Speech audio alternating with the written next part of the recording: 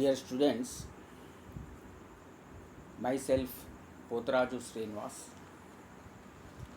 lecturer in Public Administration, SRNK Government Degree College, Banswada. ఈరోజు మనం మూడవ మెన్నో బ్రూక్ సమ్యక్ దృష్టి మూడవ మెన్నో బ్రూక్ దృష్టికోణం అనబడేటువంటి టాపిక్ను చర్చించుకుందాం. థర్డ్ మెన్నో బ్రూక్ పర్స్పెక్షన్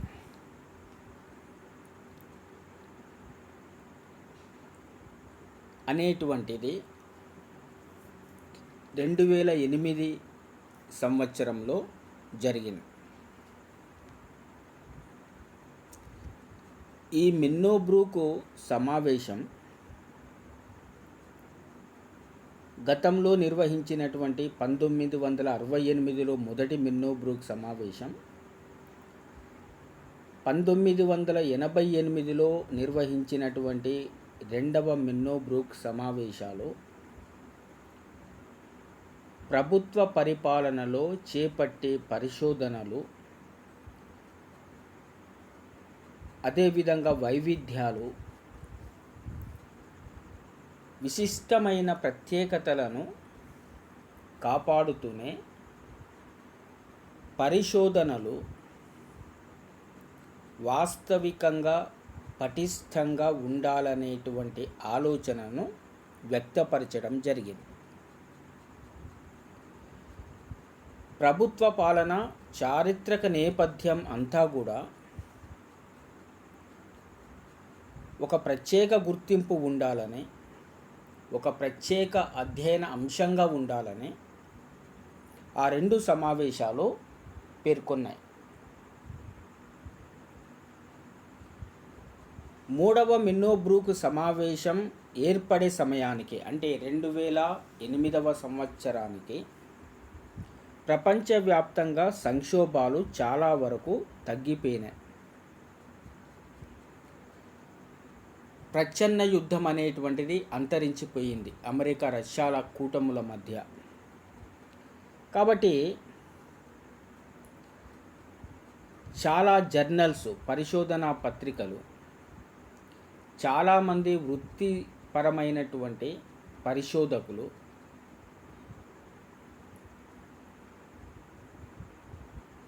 ఈ మూడవ మెన్నో బ్రూక్ సమావేశంలో పాల్గొన్నారు. ఈ సమావేశం 2 దశల్లో కొనసాగింది. సెప్టెంబర్ 3 నుండి 5వ తేదీల మధ్యన మొదటి దశ, రెండవ దశ సెప్టెంబర్ 5 నుంచి 7వ తేదీల మధ్యన జరిగింది. ఈ మొదటి దశ సమావేశం మెన్నో బ్రూక్ పట్టణంలోని సిరాకస్ విశ్వవిద్యాలయానికి చెందిన హార్డ్రిక్ సమావేశ మందిరంలో జరిగింది. ఈ సమావేశంలో పాల్గొన్నటువంటి యువ శాస్త్రవేత్తలు పాలన స్థితి అనబడేటువంటి అంశం పైన అనేక విమర్శనాత్మక వ్యాసాలను వ్రాయడం జరిగింది. తద్వారా ప్రభుత్వ పాలనలో ఉండేటువంటి వైవిధ్యాలను, వాస్తవాలను ఈ సమావేశంలో పాల్గొన్నటువంటి కొత్త మేధావులు, యువ మేధావులందరూ కూడా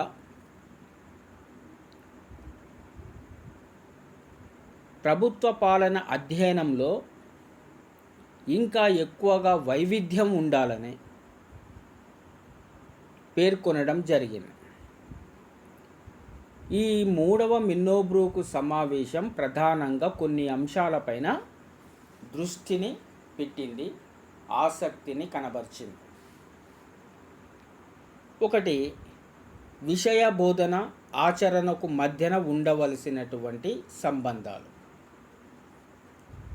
పాలనకు సంబంధించినటువంటి విషయాలను ఏ విధంగా బోధించాలి, ప్రభుత్వ యంత్రాంగాలు ఏ విధంగా పనిచేయాలి, శాఖల మధ్యన సమన్వయం ఏ విధంగా ఉండాలి, శాఖల్లో ఉండేటువంటి క్రమానుగత శ్రేణి ఏ విధంగా ఉండాలి, పని విభజన ఏ విధంగా ఉండాలి అన్న దానిపైన దృష్టిని పెట్టడం జరిగింది. అదేవిధంగా ఆచరణ మధ్యన ఉండవలసినటువంటి సంబంధాలు, చట్టంలో బైలాలలో పెట్టుకున్నటువంటి ఏదైతే థియరిటికల్గా ఉన్నటువంటి అంశాలను, బోధించబడినటువంటి అంశాలను ఆచరణలో ఏ విధంగా ఉండాలి, రెండు సంబంధాలు ఏ విధంగా ఉండాలి. సివిల్ సర్వీస్కు ఎంపికైనటువంటి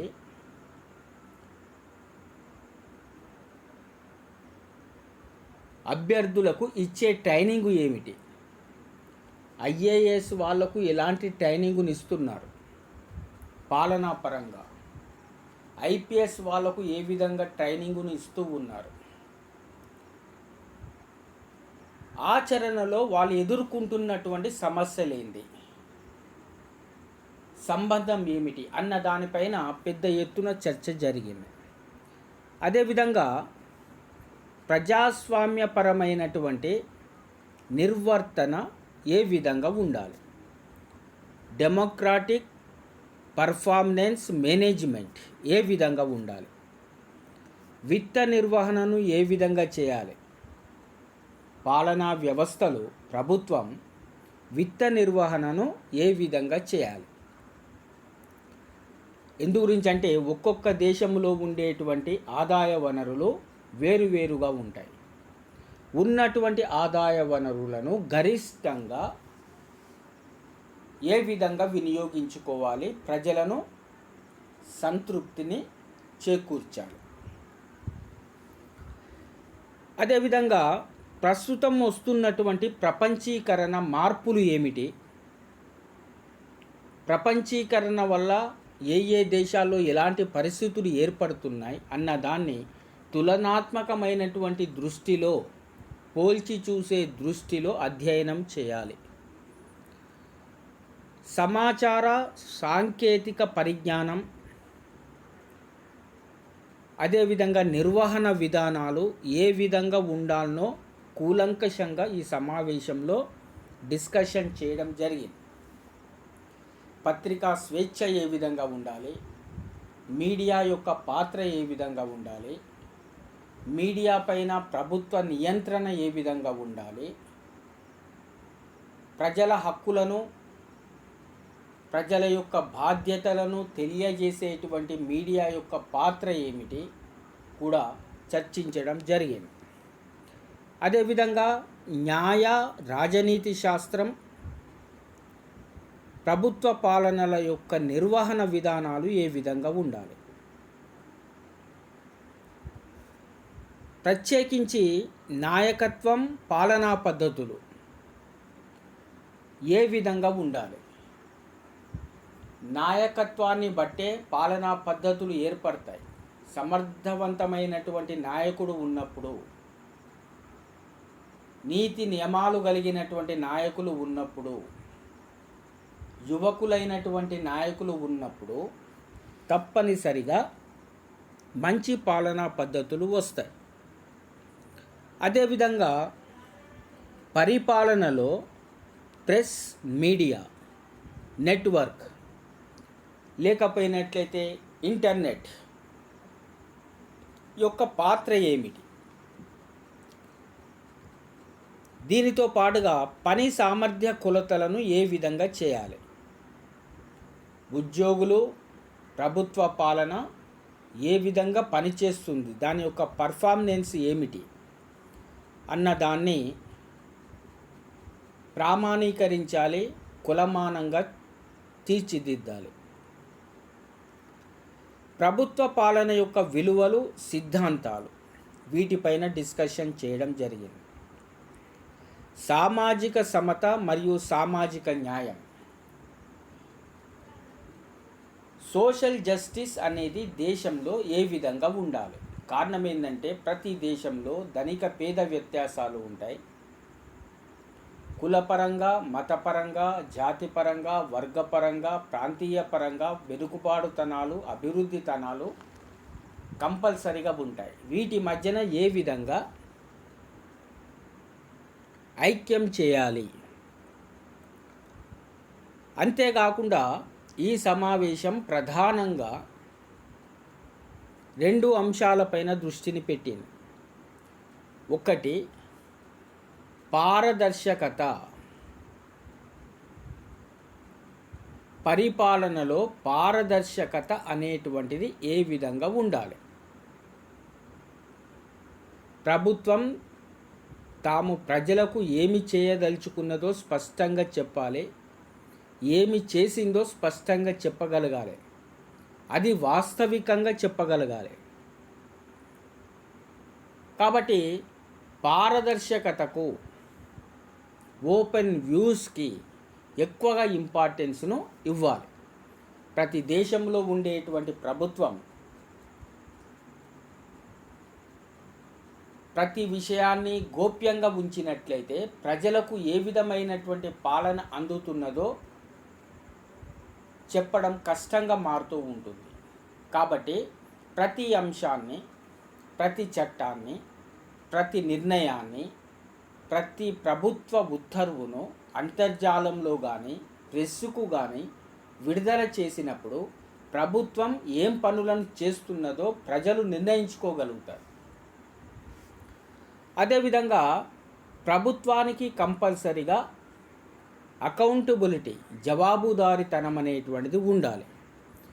ఈ అంశాలపైన ఈ 3వ మిన్నో బ్రూక్ సమావేశం ప్రధానంగా దృష్టిని ఏర్పరిచింది.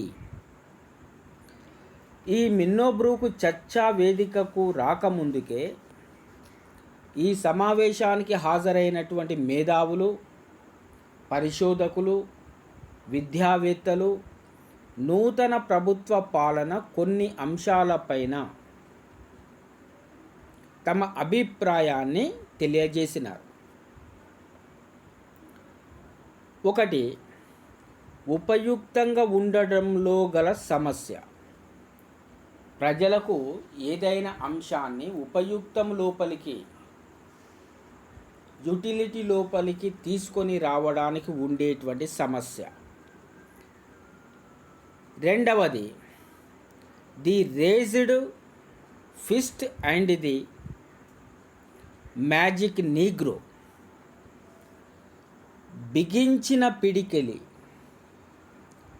అద్భుతమైనటువంటి నీగ్రో. పరిపాలన అనేది బిగించబడి ఉండకూడదు. ప్రభుత్వ పాలన, నల్లజాతి ప్రభుత్వ పాలన, పాలనా పండితుల ఆత్మశ్రేయత ముసుగు తొలగించడం. ఈ విధంగా పిడికిలిలో నుంచి పాలన అనబడేటువంటి ముసుగును తొలగించి పారదర్శకత, జవాబుదారీతనంతో పనులను చేయాలి అని విద్యావేత్తలు ఈ సమావేశంలో పేర్కొనడం జరిగింది. ఇక 3వ మిన్నో బ్రూక్ సమావేశం యొక్క ద్వితీయ దశ ఏదైతే ఉందో సెప్టెంబర్ 5, 7 తారీఖుల మధ్య 2008వ సంవత్సరంలో జరిగింది. ఇది ఒక రౌండ్ టేబుల్ సమావేశం మాదిరిగా ఏర్పాటు చేయడం జరిగింది. ఈ సమావేశంలో మొదటి సమావేశంలోనేమో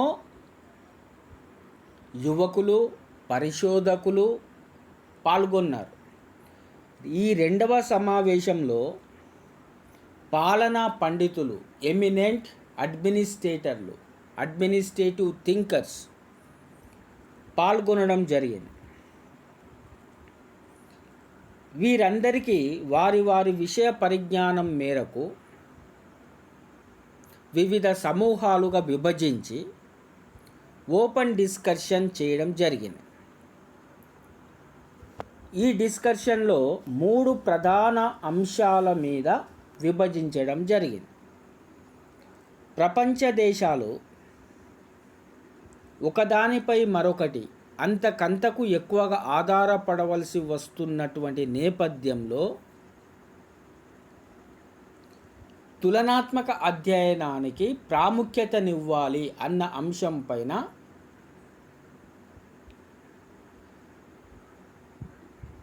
ఒక గ్రూప్ డిస్కషన్ నడిచింది మేధావుల మధ్యన.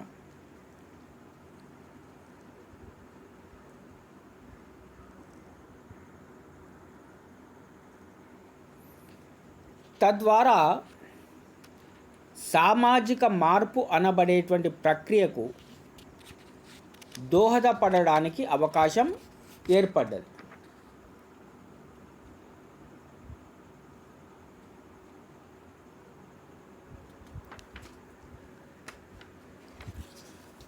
అదేవిధంగా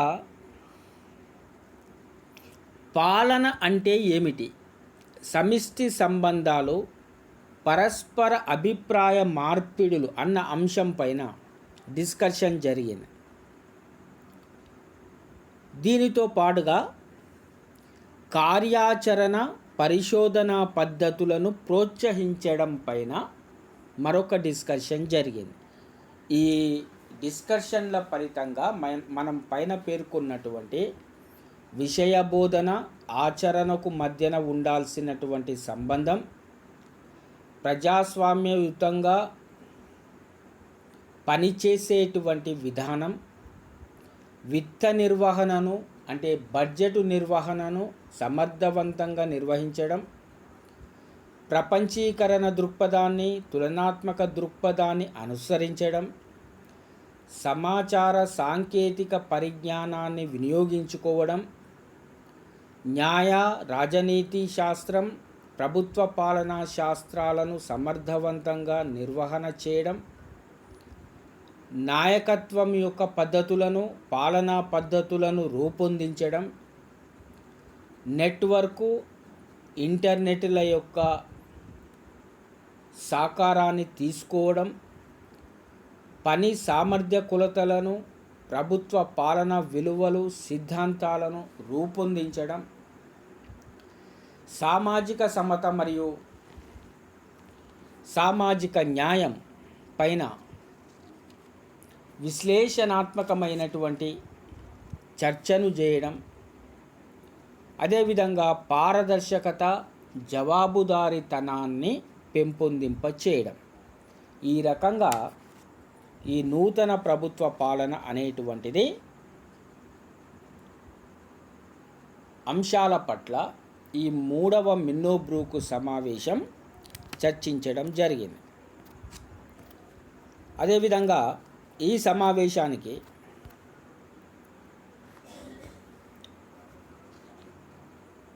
రోజ్మేరీ వులేరీ అనబడేటువంటి ప్రభుత్వ పాలనా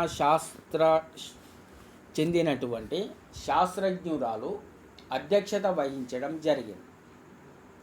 ఇందులో నూతన ప్రభుత్వ పాలన అంటే అర్థం ఏమిటో స్పష్టంగా ఒక అవుట్పుట్ అనేటువంటిది రావడం జరిగింది, గ్రహించడం అనేటువంటిది జరిగింది.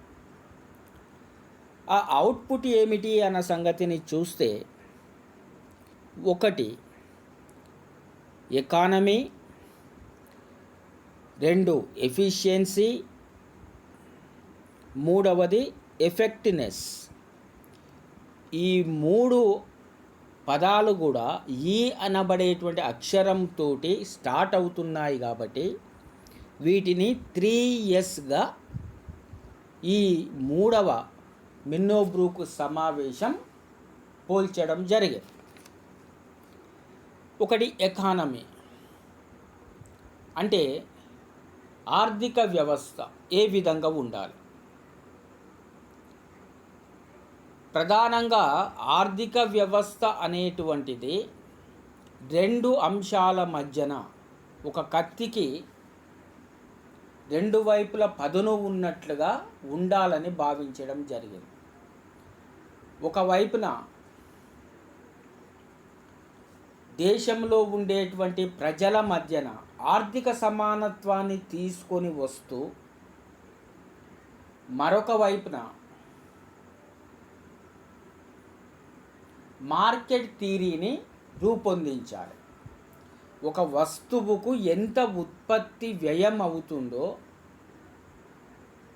అంత రాబడి తిరిగి రావాలి. ప్రభుత్వము చేసే ప్రతి సేవకు తగిన ప్రతిఫలం పన్నుల రూపంలో ప్రజల దగ్గర నుంచి రావాలి. అది ధనిక వర్గాలకు కానీ, పేద వర్గాలకు కానీ, మధ్యతరగతి వర్గాలకు కానీ. ధనిక వర్గాలు ప్రభుత్వము చేత అధిక సేవలను పొందుతాయి కాబట్టి అధిక పన్నులు తప్పనిసరిగా రావాలి. అట్టడుగు వర్గాలు ప్రభుత్వము నుంచి తక్కువ సేవలను పొందుతాయి కాబట్టి తక్కువ ఆదాయ మార్గాలు వస్తాయి. వీటిని సంతులితం చేస్తూ మార్కెట్ థియరీని బట్టి కొద్దిగా వెసులుబాటును కల్పిస్తూ ఈ రెండు అంశాలను సమ్మిళితం చేయాల్సినటువంటి అంశాన్ని ఈ సమావేశం గుర్తించడం జరిగింది. అదేవిధంగా ఎఫిషియన్సీ, సామర్థ్యం, ప్రభుత్వ పాలన, ప్రభుత్వ పోకడ, ప్రభుత్వ విధానాలు అత్యంత సమర్థవంతంగా ఉండాలి. ప్రభుత్వం ఒక చట్టం కానీ చేసింది అంటే దాన్ని తుదికంటూ అట్టడుగు వర్గాల వాళ్లకు దాని యొక్క ఫలితం లభించాలి. ప్రభుత్వం ఒక పథకాన్ని కనుక రూపొందించింది అని అంటే దాని యొక్క ఫలితం అట్టడుగులో ఉన్నటువంటి దిగువ శ్రేణి వ్యక్తులకు కూడా దాని యొక్క ఫలితం లభించాలి. ఇక్కడ మనం ఒక విషయాన్ని మనం గుర్తుంచుకోవాలి. కేంద్ర ప్రభుత్వం ప్రజల సంక్షేమం కోసం మొట్టమొదటగా స్వాతంత్రం వచ్చిన తర్వాత చేపట్టినటువంటి పథకం ఏమిటి అని అంటే జాతీయ సేవా పథకం, నేషనల్ సర్వీస్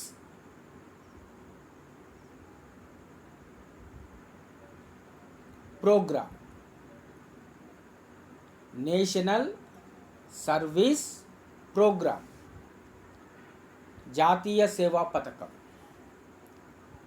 1952వ సంవత్సరంలో దీన్ని ప్రవేశపెట్టడం జరిగింది.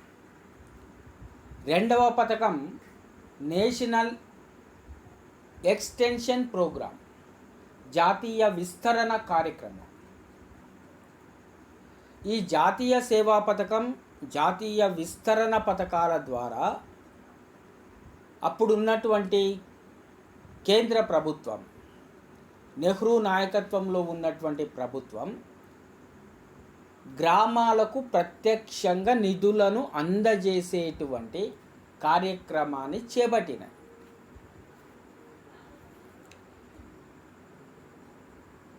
అంటే కేంద్ర ప్రభుత్వము నుంచి గుర్తించబడినటువంటి బ్లాకులకు, తాలూకాలకు కేంద్ర ప్రభుత్వమే ప్రత్యక్షంగా నిధులను కేటాయించడం. కారణం ఏమిటి అంటే అప్పుడు సుమారుగా 80% పైగా ప్రజలు గ్రామీణ ప్రాంతాల్లో నివసిస్తున్నారు. గ్రామీణ ప్రాంతాల్లో అవస్థాపన సౌకర్యాలు ఉండవు, రోడ్లు ఉండవు, మంచినీటి సౌకర్యము ఉండదు, మురుగునీటి కాలువలు ఉండవు, వాళ్ళకు మినిమం విద్యావకాశాలు ఉండవు, వైద్యానికి అవకాశాలు ఉండవు, కనీస అవసరాలు తీరవు.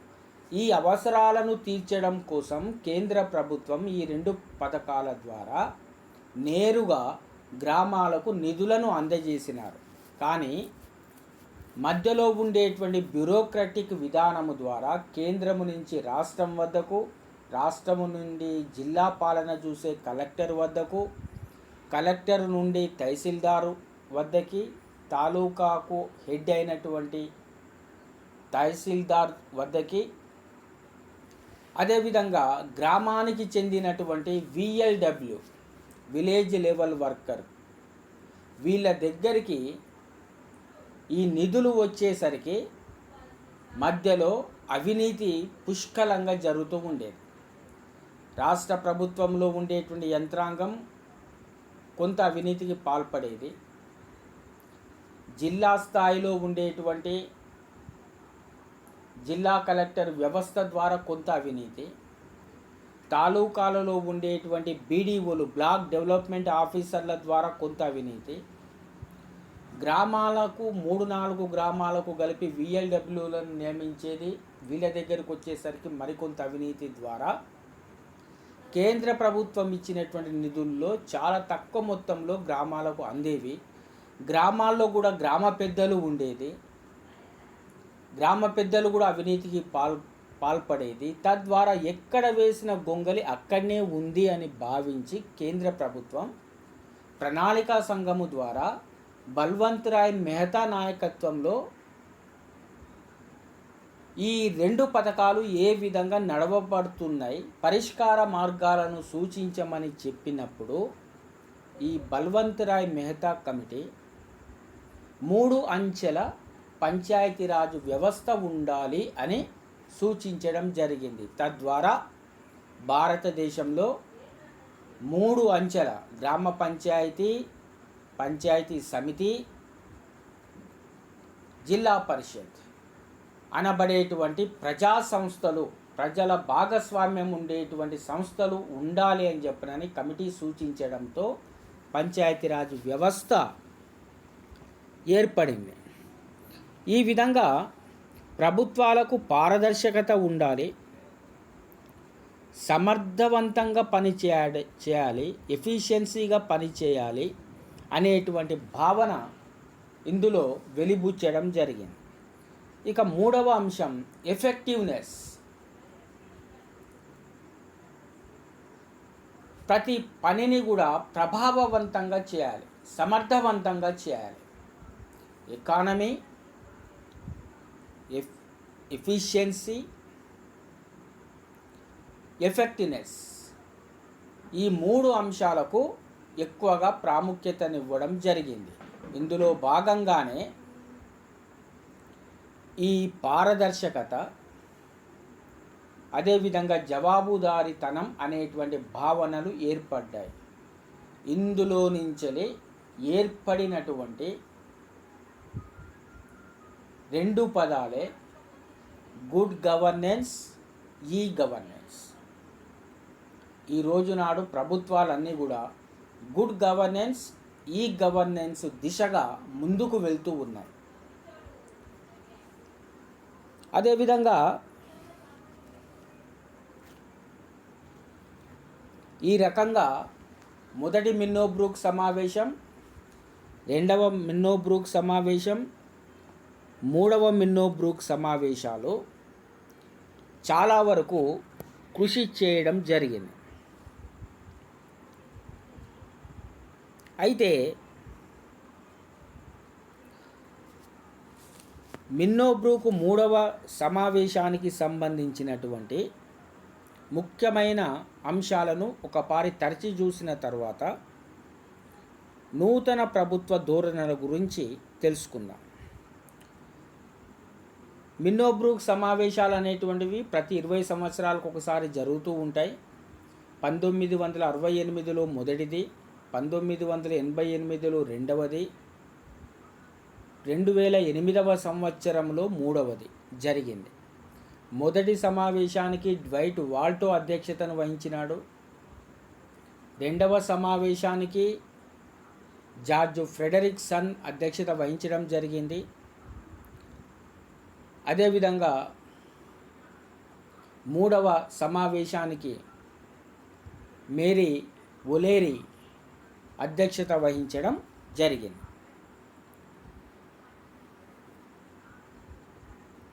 మొదటి మిన్నోబ్రూక్ సమావేశం వియత్నాం యుద్ధం, పట్టణ ప్రాంతాల ఘర్షణలు, విశ్వవిద్యాలయాల్లో అసంతృప్తిని దృష్టిలో పెట్టుకొని ప్రారంభించినారు.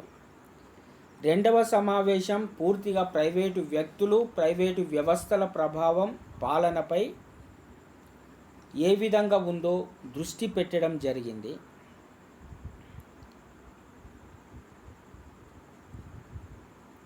అదేవిధంగా మూడవ మిన్నోబ్రూక్ సమావేశం ప్రధానంగా ప్రపంచీకరణ నేపథ్యంలో ప్రభుత్వ పాలనలో వస్తున్నటువంటి మార్పులు, తులనాత్మక ప్రభుత్వ పాలనపై పెరగవలసినటువంటి అధ్యయనాలు, అదేవిధంగా కొలాబరేషన్ గవర్నెన్స్, కళాత్మకమైనటువంటి పాలన, సమాచార సాంకేతిక పరిజ్ఞానం ఉపయోగం మరియు వాటి యొక్క పాత్ర పైన ఎక్కువగా దృష్టిని పెట్టడం జరిగింది. ఈ 3 మిన్నోబ్రూక్ సమావేశాలు ప్రధానంగా రిలవెన్స్ పైన, వాస్తవాలపైన, యథార్థాలపైన దృష్టిని కేంద్రీకరించి చేయడం జరిగింది. ప్రధానంగా 3వ మిన్నోబ్రూక్ సమావేశం ఒకటి ఎకానమీ అంటే ఆర్థిక వ్యవస్థ. ఆ ఆర్థిక వ్యవస్థ కూడా పొదుపుగా ఉండాలి, ఎఫిషియన్సీగా పనిచేయాలి, సామర్థ్యంతో పనిచేయాలి, ఎఫెక్టివ్నెస్గా పనిచేయాలి, ప్రభావవంతంగా పనిచేయాలని భావించడం జరిగింది. 2008 సంవత్సరం ఈ సమావేశం జరిగే సమయానికి అమెరికాలో ఉన్నటువంటి ఆర్థిక వ్యవస్థ అనేక ఒడిదుడుకులకు కారణమైంది. దీనికి గల ప్రధానమైనటువంటి కారణం ఏమిటి అంటే అక్కడ నిర్మాణ విధుల యొక్క సంస్కరణలు తక్కువగా ఉండడం. ఈ రకంగా ఈ 3 మిన్నోబ్రూక్ సమావేశాలు ప్రభుత్వ పాలనలో చాలా ప్రాముఖ్యతను పొందినాయి.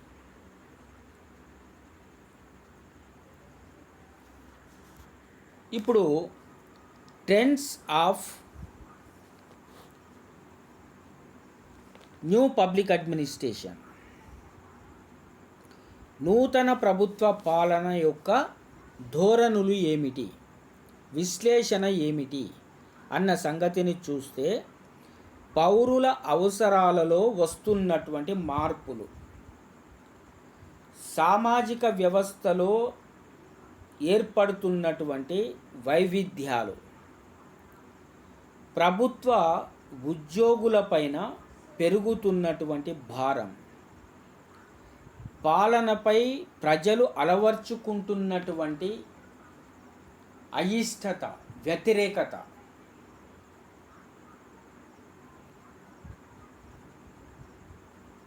మొదలైనటువంటివి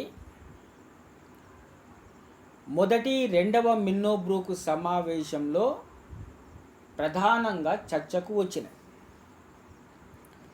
సమాజ వ్యవస్థీకరణకు, స్థిరత్వానికి ప్రభుత్వం చేయవలసినటువంటి పనిని గుర్తించిన ఈ 2 సమావేశాలు ప్రభుత్వ స్థిరత్వానికి ప్రధానమైనటువంటి బాధ్యతను వహించేటువంటి ఉద్యోగులు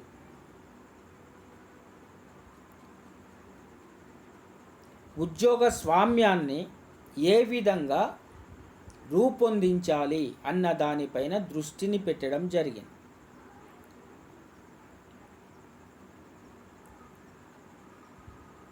నూతన ప్రభుత్వ పాలన అభివృద్ధి చెందుతున్న ప్రపంచ దేశాల సామీప్యతకు పరిష్కార మార్గాలను చూపే బలవత్తరమైన శక్తిగా రూపొందించడానికి ఆవిర్భవించింది. అంటే నూతన ప్రభుత్వ పాలన సాంప్రదాయక ప్రభుత్వ పాలన దృక్పథాన్ని, లాంఛనప్రాయమైనటువంటి దృక్పథాన్ని, థియరిటికల్గా ఉండేటువంటి దృక్పథాన్ని వదిలిపెట్టేసి రియలిస్టిక్, వాస్తవంగా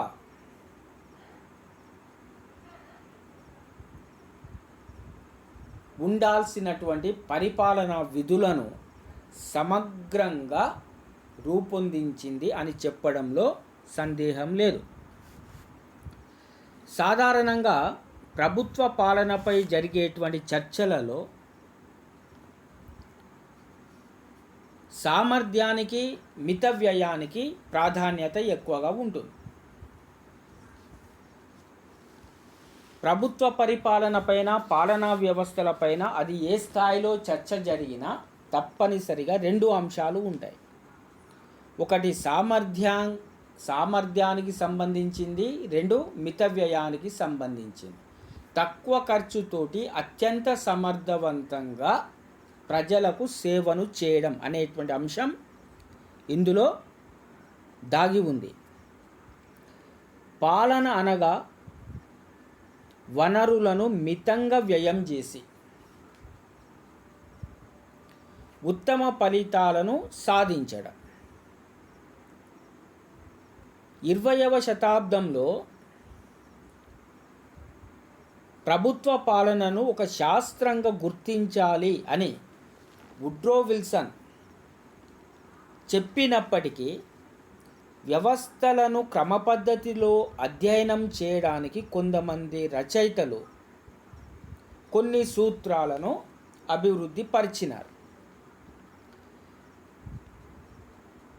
ప్రభుత్వ పాలన యొక్క సూత్రాలను రూపొందించడంలో వుడ్రో విల్సన్ బాటలో నడిచినటువంటి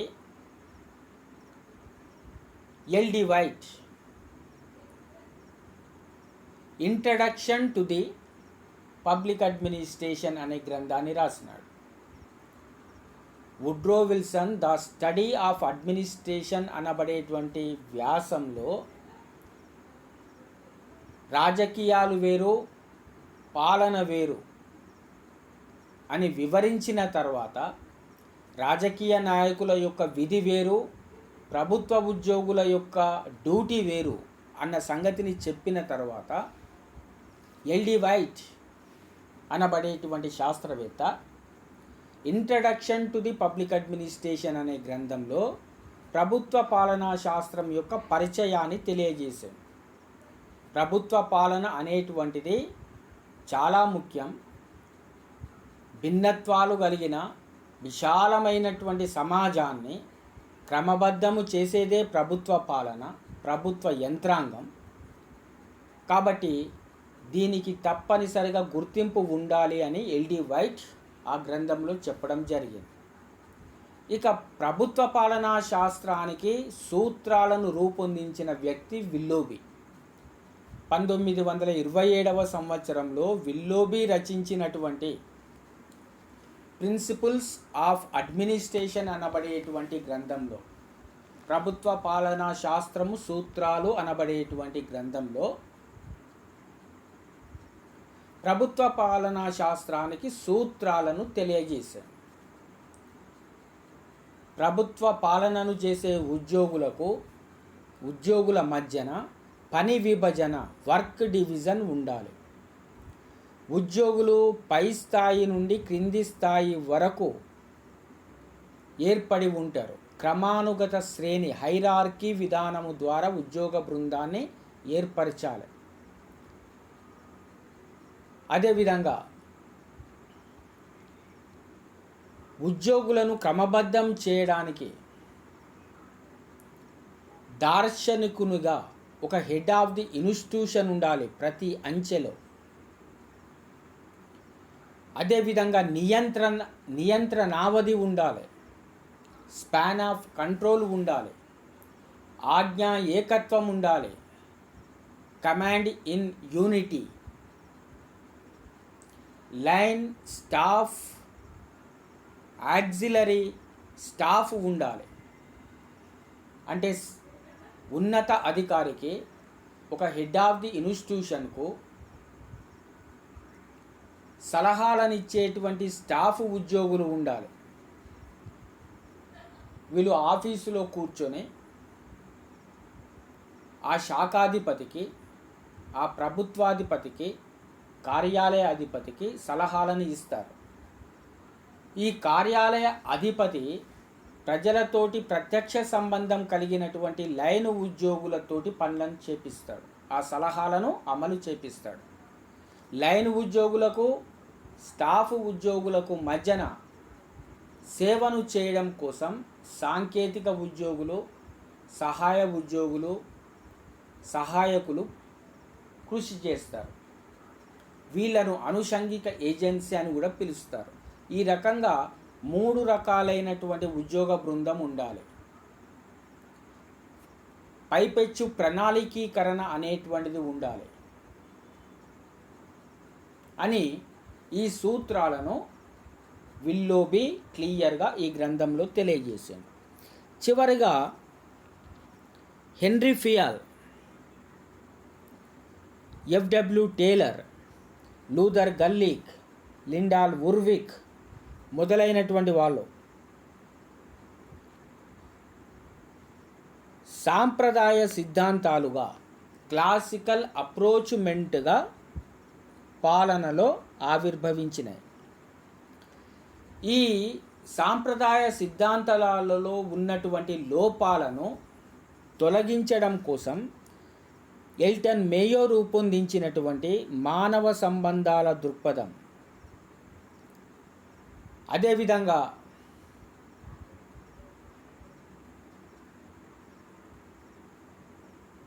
డగ్లస్ మెగ్రేగర్ రూపొందించినటువంటి XY సిద్ధాంతం, అబ్రహం మాస్లో రూపొందించినటువంటి అవసరాల క్రమానుగత శ్రేణి సిద్ధాంతం ముందుకు వచ్చింది. అంటే వ్యవస్థలో థియరీకి వాస్తవాలకు వేరుగా ఉంటుంది అన్న సంగతిని ఈ మానవ సంబంధాల దృక్పథము చెప్పినటువంటి శాస్త్రవేత్తలు తెలియచేయడం జరిగింది. ఈ పరిస్థితుల్లో అనేక సిద్ధాంతాలు ముందుకు వచ్చినాయి. ఇందులో భాగంగానే ఎడ్వర్డ్ వీడ్నర్ రూపొందించినటువంటి ప్రగతి పాలన అనబడేటువంటి సిద్ధాంతం ముందుకు వచ్చింది. చివరిగా ఈ నూతన ప్రభుత్వ పాలన అనబడేటువంటి సిద్ధాంతం ఆచరణ లోపలికి వచ్చింది. ఈ నూతన ప్రభుత్వ పాలనకు రకరకాల పేర్లతోటి పిలుస్తూ ఉన్నారు. న్యూ పబ్లిక్ అడ్మినిస్ట్రేషన్కు అనుబంధంగా అనేక సిద్ధాంతాలు ఉన్నాయి. ఒకటి ప్రజాభీష్ట సిద్ధాంతం, ప్రజలకు అనుకూలమైన అభీష్టమైనటువంటి సిద్ధాంతం. దీనిని పబ్లిక్ చాయిస్ థియరీ అని కూడా పిలుస్తారు.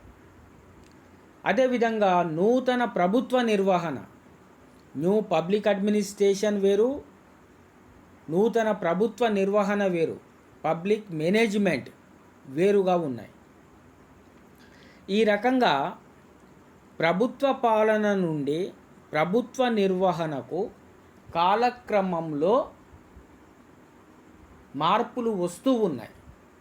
ప్రభుత్వ పాలన అంటేనేమో పూర్తిగా సేవా దృక్పథంతో ప్రభుత్వం ప్రజలకు సేవను అందించడం. ప్రభుత్వ నిర్వహణ పబ్లిక్ మేనేజ్మెంటు అంటే మార్కెట్ థియరీని దృష్టిలో పెట్టుకొని ఉత్పత్తి అయ్యేటువంటి వ్యయానికి ప్రజల దగ్గర నుంచి వచ్చేటువంటి రాబడిని సంతులితం చేయడం, సమానము చేయడంని మార్కెట్ థియరీ అని పిలుస్తూ ఉన్నారు. సేవలకు ప్రతిఫలంగా తగిన ఆదాయం లభించడం. ఈ రకంగా నూతన ప్రభుత్వ నిర్వహణ, నూతన ప్రభుత్వ పాలన ఏ విధంగా సాంప్రదాయ పాలన కంటే భిన్నమైనది అని వివరించడంతో పాటుగా నూతన ప్రభుత్వ నిర్వహణ యొక్క పరిణామక్రమం కాలక్రమంలో జరుపుకుంటూ వచ్చింది. ఇందులో భాగంగానే మార్కెట్ థియరీ వచ్చింది. మార్కెట్ థియరీకి అనుబంధంగా ప్రస్తుత కాలంలో ప్రపంచీకరణ, ప్రైవేటీకరణ, సరళీకరణ దృక్పథాలు ఏర్పడినాయి. తద్వారా సమాజాల్లో భిన్నమైనటువంటి పరిస్థితులు నెలకొన్నాయి 1990 దశకం తర్వాత. కాబట్టి ప్రభుత్వంలో పెను మార్పులను తీసుకొని రావడం కోసం, సమర్థవంతంగా ప్రజలకు సేవను అందించడం కోసం ప్రభుత్వాలకు జవాబుదారీతనం, పారదర్శకత ఉండాలి. ఈ రెండు గనక ప్రభుత్వాలకు ఉన్నప్పుడు తప్పనిసరిగా గుడ్ గవర్నెన్స్, ఈ గవర్నెన్స్ సాధ్యపడుతుంది. ప్రజలకు పాలన చేరువు అవుతుంది అని నూతన ప్రభుత్వ పాలన మనకు తెలియజేస్తూ ఉంది. కాబట్టి స్టూడెంట్స్, ఈ లెసన్లో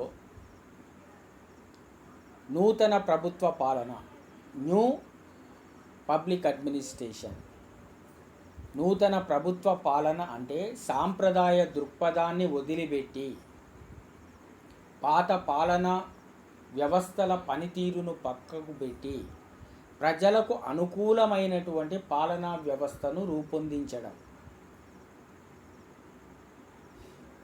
జవాబుదారీతనం, పారదర్శకత, మార్కెట్ థియరీ వీటిని సమ్మేళితం చేస్తూ ప్రస్తుతం ప్రపంచవ్యాప్తంగా కొనసాగుతున్నటువంటి ప్రపంచీకరణ, ప్రైవేటీకరణ, సరళీకరణ దృక్పథాలతోటి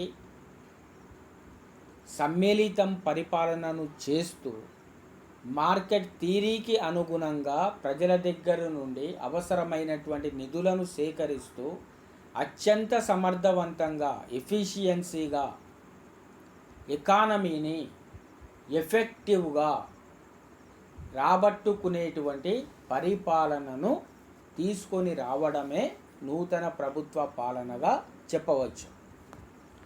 మనం ఈ లెసన్లో నుండి ప్రధానంగా నూతన ప్రభుత్వ పాలన అనగానేమి, మిన్నో బ్రూక్ సమావేశాల గురించి వివరించండి అని ఎస్ఏ టైప్ క్వశ్చన్ రావచ్చు. నూతన ప్రభుత్వ పాలన అనగానేమి అని షార్ట్ క్వశ్చన్ రావడానికి స్కోప్ ఉంది. మొదటి మిన్నో బ్రూక్ సమావేశం, రెండో మిన్నో బ్రూక్ సమావేశం గురించి కూడా షార్ట్ క్వశ్చన్లలో అడగవచ్చు.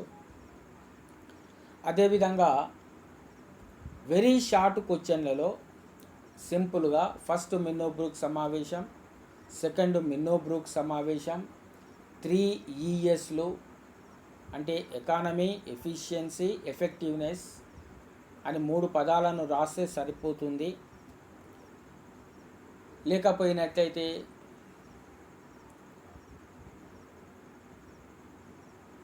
మొదటి మిన్నో బ్రూక్ సమావేశం యొక్క ప్రధాన అంశాలు ఏమిటి,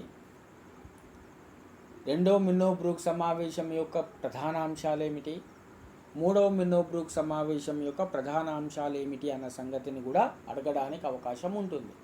దీన్ని దృష్టిలో పెట్టుకొని మీరు సెమిస్టర్ ఎగ్జామ్కు ప్రిపేర్ కావాల్సిందిగా కోరుతూ